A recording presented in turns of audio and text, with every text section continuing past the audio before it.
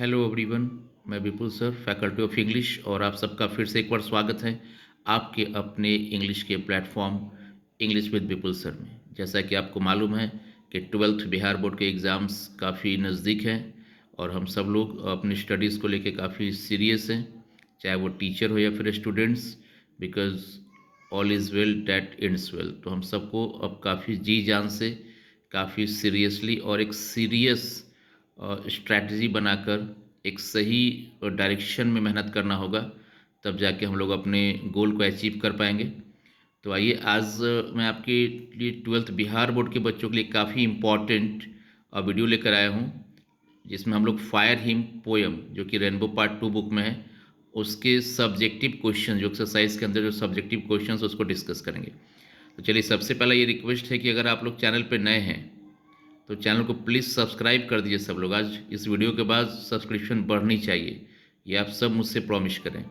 और अगर वीडियो अच्छी लगे तो लाइक ज़रूर करें, लाइक करने में कंजूसी ना करें। तो चलिए बिना देर के शुरू करते हैं। तो आज का जो फायर हिम पोयम है, ये इसकी वीडियो अपलोड है, वहाँ आप लोगों ने देख ली होगी, और आज हम लोग इसका सब्जेक्टिव क्वेश्चंस को डिस्कस करने वाले हैं। तो देखिए, इसका जो फर्स्ट क्वेश्चन क्या है कि why did he consign his first born to the flames. देखिए, बुक से क्वेश्चन का जो सीरियल नंबर है वो आगे पीछे हो सकता है। टोटल 9 क्वेश्चन है आपके एक्सरसाइज में, ये जो ब्रीफली आंसर्स के लिए हैं। तो टोटल 9 क्वेश्चंस में कराऊंगा, बट सीरियल नंबर आगे पीछे हो सकता है, इसके ऊपर आप ध्यान रखें। तो फर्स्ट क्वेश्चन देखिए क्या, why did he consign his first born to the flames. मतलब क्या है कि जो इस चैप्टर के अंदर जो स्पीकर है वो तो अपना के दारू वाला है, बट आगे देखा आपने कि उनके फादर कुछ बातों को बता रहा है। तो कह रहा है कि उसने क्यों अपने पहले बेटे को, जो बड़ा बेटा था, उसको कॉन्साइन टू फ्लेम, उसको आग के हवाले क्यों किया। क्वेश्चन देखिए, सबसे पहला इंपॉर्टेंट क्या होता है ना, क्वेश्चन को समझना। क्योंकि अगर आप क्वेश्चन को समझेंगे, उसके सेंस को समझेंगे, और हो सकता है आप, कई बच्चे रट के इंग्लिश जाते हैं, मे बी सबका अलग अलग प्लानिंग होता है, अलग तरीके से वो पढ़ाई करते हैं। तो एटलीस्ट क्वेश्चन समझा हुआ रहेगा ना, अगर आपने उसका सेंस समझा हुआ है, आंसर के सेंस को समझा हुआ है, तो आप वहाँ पे खुद से भी अपने वर्ड्स में आंसर्स को वहाँ पे राइट कर सकते हैं। तो मेरा पहला ये ज़रूर आप सबको सलाह होगी कि आप सब लोग बहुत ध्यान से समझें कि क्वेश्चन कह क्या रहा है। तो आई होप कि फर्स्ट क्वेश्चन क्लियर होगा कि why did he consign his first born to the flame. मतलब कि उसने अपने बेटे को, है ना, अपने बड़े बेटे को, देखिए फर्स्ट बॉर्न है, बड़े बेटे को आग के हवाले क्यों किया। मतलब मरने के बाद जो रिचुअल्स होता है, जैसे हमारे हिंदू धर्म में होता है, हम लोग घाट पे जाते हैं, जलाते हैं। मुस्लिम धर्म में वो लोग दफनाते हैं कब्रिस्तान में। तो हर धर्म का अपना अपना एक सिस्टम होता है। तो हम बोला कि आखिर उसने अपने बड़े बेटे को आग के हवाले क्यों किया, क्योंकि आप जानते हैं कि ये लोग पारसी धर्म के थे। तो देखिए आंसर क्या है, he consigned his first born to the flame. उसने कॉन्साइन किया अपने बड़े बेटे को, यानी कि आग के हवाले किया, अंडर कंपल्सन। कंपल्सन का मतलब मजबूरी में। क्या मजबूरी थी भाई, इनके धर्म में तो जलाया नहीं जाता है। The nearest tower of silence was 1,000 miles away. मतलब देखिए, इन लोगों के धर्म में एक टावर ऑफ साइलेंस एक स्ट्रक्चर होता है। कैसे अपना है शमशान घाट, किसी का कब्रिस्तान, तो टावर ऑफ साइलेंस एक स्ट्रक्चर जहाँ पे लोग बॉडी को जाके रखते हैं, और वहाँ पे बाकी जो कुछ बर्ड्स वगैरह है वो उनके बॉडीज़ को खाते हैं, वहाँ पर जो भी उनका सिस्टम है।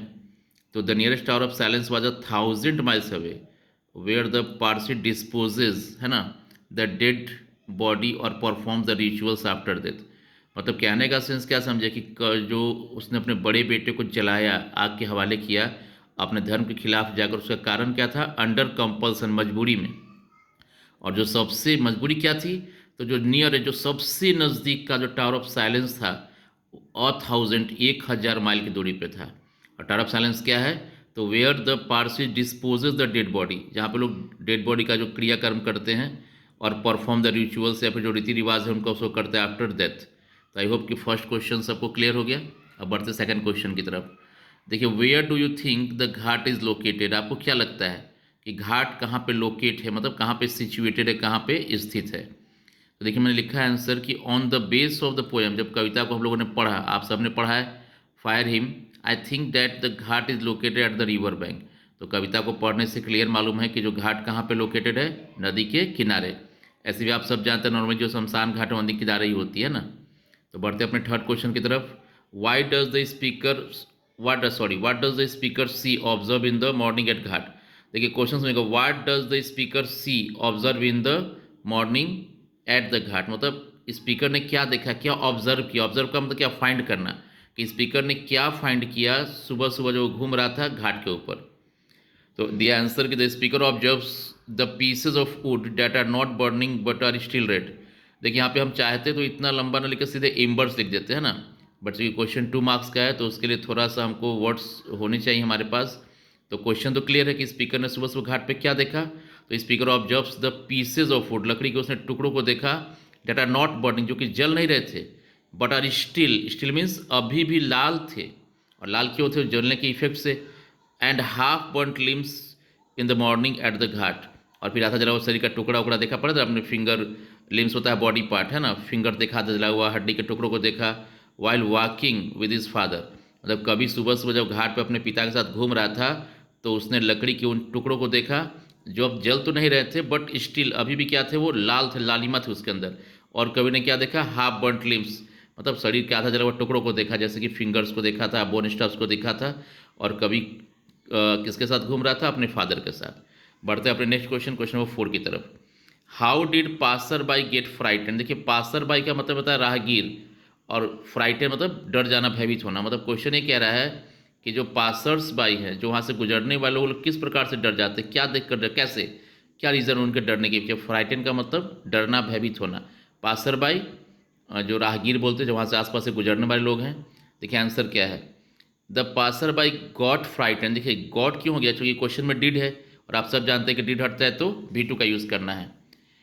तो क्या बोला था, पासर बाई गॉट फ्राइटन, डर गए थे वो लोग, डर जाते थे, कैसे, at the site of the burning ghat, है ना, जब वो लोग शमशान घाट के दृश्य को देखते हैं, कब, खास करके रात को। क्यों भाई, as the remains of body, देखिए बॉडी को जलने के बाद जो रिमेन्स, अवशेष बच जाते हैं, है ना, जो बॉडी पे रिमेन्स है आफ्टर बर्निंग, उसको देखकर ज़्यादा जलते। क्यों, क्योंकि इन द मून लाइट, चांद की रोशनी में, सीम्ड, है ना, एज घोस्ट लाइट, लगता है कि भूत का परछाई है। तो यहाँ पे पासर बाई बर्निंग घाट पे जो जलने का दृश्य है उसको देखकर, जो रिमेन्स बॉडी का बचता है उसको देखकर वो डर जाते हैं, क्योंकि चांद की रोशनी जैसे उनके ऊपर पड़ती है ना, तो ऐसा था कि भूत का क्या है, वो परछाई है, छाया है। देखिए नेक्स्ट क्वेश्चन, क्वेश्चन नंबर 5, कि which event does the expression the burning ghat refer to. तो क्या दे रहा है कि द एक्सप्रेशन, मतलब क्वेश्चन पर कि बर्निंग घाट किस चीज़ को रिफर कर रहा है, किस चीज़ को दर्शा रहा है, कौन से एक्सप्रेशन को बता रहा है। तो the expression the burning ghat refers to the rituals. देखिए रिचुअल्स का मतलब धार्मिक जो रीति रिवाज है, जो हमारे संस्कार हैं धर्म के अंदर बताए गए हैं उसके बारे में।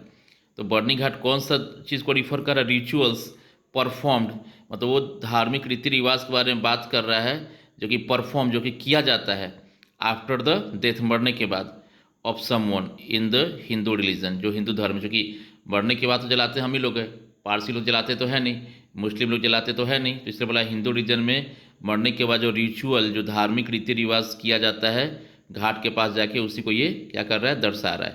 तो आई होप कि आपको 1 to 5 क्लियर हो गया होगा। तो आप आराम से देखिए, समझने पर ध्यान दीजिएगा, केवल लिखने पर ध्यान मत दीजिएगा। तो फर्स्ट क्वेश्चन ये देखिए आपके सामने अभी स्क्रीन पे आ रहा होगा पूरा क्लियर, आप वीडियो को पॉज करके इसको नोट कर लें, है ना। देन सेकंड है, क्लियर दिख रहा है बिल्कुल, और खूब अच्छे से समझिए क्वेश्चन, केवल नोट ना करें, रटने से बचें। देखिए सेकंड और थर्ड दोनों कंप्लीट आपको दिख रहा होगा। Now this one is the fourth, how did the passer by get frightened, frightened का मतलब डरना, भयभीत होना, and this one is the fifth one. Okay, now move to the next question, that is question number 6। भाई अपना यही smart board है। तो देखिए बढ़ते हैं क्वेश्चन नंबर 6 की तरफ। क्या है, why does he say that redness of fire is cruel, मतलब उसको क्यों उसने कहा कि भाई आग की लालिमा जो है, जो वहाँ पे जब वो देखता है सुबह सुबह लकड़ी का टुकड़ा जो कि एकदम लाल हो चुका है जल के, उसको क्रूएल क्यों कहता है। तो he says that the redness of the fire is cruel, तो कहता है, देखिए सेज हो गया क्योंकि डज है, डज हटता है तो V5 लगता है। तो he says that the redness of the fire is cruel eight the site of half burn fingers and bone stuffs, मतलब जैसे उसने देखा ना घाट के ऊपर कि भाई यहाँ पे तो क्या है, दृश्य देखा उससे किसका, हाफ बर्न फिंगर, आधे उंगली है कहीं पे गिरा हुआ, बोन स्टफ्स हड्डी के जो टुकड़े हैं, eight the Ghat. He finds it, और जब वो देखता है ना उसको, उसको देख के मन एकदम विचलित हो जाता है, वो डर जाए, मतलब एक अजीब सा उसको बेचैनी होती है। और he finds it the immoral behaviour of fire, और उसको लगता है कि आग का तो इमोरल बिहेवियर है। देखिए डेप्थ एक वर्ड आया था है ना पोयम में, तो इमोरल बिहेवियर का अनैतिक कार्य, उसको लगता है कि आग ने तो बिल्कुल अनैतिक कार्य किया यार, जलाना था पूरा कंप्लीट जला के एकदम उसको राख बना देता, बट इसने तो आधा अधूरा जला जला के छोड़ दिया, बड़ा निर्ममता के साथ जलाया हुआ है। एज इट स्पियर्स नथिंग, क्या जो ये आग होती है स्पेयर, इसमें क्या छोड़ना, आग किसी को नहीं छोड़ती है। एंड टर्न्स एवरीथिंग इनटू ऐसो, तो सबको राख बना देती है। लेकिन यहाँ पर जब देखा कि अरे यार इसने तो अपना पूरा काम भी नहीं किया, उसने बॉडी को आधा जला के उंगली जला हुआ है, हड्डी का टुकड़ा पड़ा हुआ देखकर उसका मन बड़ा विचलित होता है और बोलता है कि आग तो क्रूअल है ना। यहाँ तो इसने जो इसका काम है जलाना 100% उसे जलाया भी नहीं है। ये देखकर वो थोड़ा सा आग के प्रति उसका रवैया थोड़ा सा चेंज होता है और बोलता है कि फायर क्या है, जो लालिमा है वो मुझे क्रूअल निर्दयी लग रही है। बताए क्वेश्चन नंबर 7 की तरफ। What did the fire him से टू हिम, मतलब फायर हिम बताए थे प्रेज सॉन्ग, प्रशंसा गीत, तो फायर हिम ने उससे क्या कहा। तो देखिए the fire him said to him, मतलब फायर हिम ने उससे क्या कहा कि ही स्टूड फॉर गिवन, कि वह क्षमा रूप में खड़ा था, for committing a scene of burning, मतलब उसने क्या किया है, कमिट मतलब करना, उसने क्या किया है, सीन ऑफ बर्निंग जलाने का पाप किया अपने बड़े बेटे को, है ना, फर्स्ट बॉर्न सन, अगेंस्ट हिज रिलीजन, अपने धर्म के खिलाफ जाके, मतलब जा तो क्षमा रूप में खड़ा है, क्योंकि है ना, क्योंकि तुमने एक गलत काम किया, एक पाप किया है, अपने बड़े बेटे को आग में जलाकर अपने धर्म के खिलाफ गए हो, बट तुमको क्षमा क्यों कर रहे हैं, क्योंकि he did it under compulsion, तुमने मजबूरी में इस काम को किया है, तो इसलिए उसने कहा कि तुम क्षमा रूप में खड़े हो। देखिए question number 8, in what sense does fire forget its dead. देखिए क्वेश्चन क्या है कि जो कहा गया लाइन में ना, कि एक देखिए पोएम में एक लाइन था कि the fire forget its dead, है ना, एट टाइम्स, तो इसका मतलब क्या है, भूलने का मतलब क्या है। तो देखिए the fire forget its dead in the sense, मतलब ये किस सेंस में कहा गया है, that it leaves the dead bodies half burned, ये छोड़ देता है शरीर को आधा जला हुआ, as the ghat as at the ghat half burn fingers and bone stuffs are seen, है ना, देखता है जब घाट पे इन सब चीज़ों को ना, तो इसका मतलब क्या है कि वो अपना काम को भी अधूरा कर भूल जाता है क्योंकि पूरा जलाना है। It is considered the immoral behaviour of fire, और याग के अनैतिक कार्य को दंड माना जाता है, इसको कंसिडर तो मानना समझना होता है ना। चलिए बढ़ते अपने आखिरी क्वेश्चन नंबर 9 की तरफ। क्या है, Y does the speaker रिवेल his religious identity. देखिए याद रखिएगा कि Y does the speaker reveal का मतलब होता है उजागर करना, तो स्पीकर ने क्यों रिवील किया है, क्यों उजागर किया अपने रिलीजियस धार्मिक आइडेंटिटी, अपने धार्मिक पहचान को। क्वेश्चन का हिंदी समझ में आ रहा है कि Y does the speaker reveal his religious identity, मतलब कवि ने क्यों रिवील किया अपने धार्मिक पहचान को, रिवील का मतलब उजागर करना। The speaker reveals his religious identity, मतलब स्पीकर ने उजागर किया है अपने धार्मिक पहचान को, that he is a Parsi, कि वो पारसी है। आप सब जानते हैं कि जोरस्ट्रियन धर्म के थे, पारसी थे वो। To show his religious beliefs, वो अपने धार्मिक आस्था को बताना चाहता है। In his religion the dead body is not burnt, उनके धर्म में क्या है कि डेड बॉडी को जलाया नहीं जाता है, but it dispose in tower of silence, को डिस्पोज, उसको वहाँ पर टावर ऑफ साइलेंस जो उनका अंतिम क्रियाक्रम का जो स्थान है, कि स्ट्रक्चर है, वहीं पर उनको जाकर बॉडी को डिस्पोज कर देते हैं, है ना।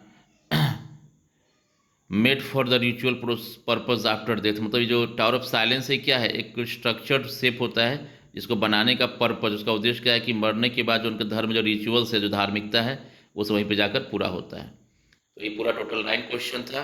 अब आप आराम से यहाँ से वीडियो को पॉज करके और सारे आंसर्स को लिख सकते हैं, बिल्कुल क्लियर है। तो और एक रिक्वेस्ट फिर से है कि आप सब लोग लाइक ज़रूर कीजिए, नए हैं तो सब्सक्राइब ज़रूर कर दीजिए, क्योंकि ये बहुत ही इम्पॉर्टेंट है, क्योंकि आपका प्यार जितना ज़्यादा मिलता है, जो भी मेरे पास रिसोर्सेज हैं, जो भी संसाधन हैं, उसका यूज़ करके आपके लिए ज़रूर बेहतर कोशिश करता रहूँगा। और बहुत जल्दी हम लोग क्रैश कोर्स भी स्टार्ट करने वाले हैं, तो आप सब लोग जो कि 2026 में अपीयर होने वाले एग्ज़ाम में, प्लीज़ हम्बल रिक्वेस्ट है कि आप सब लोग चैनल पे जुड़िए, अपने दोस्तों के साथ भी शेयर कीजिए और सबसे सब्सक्राइब जरूर कराइए।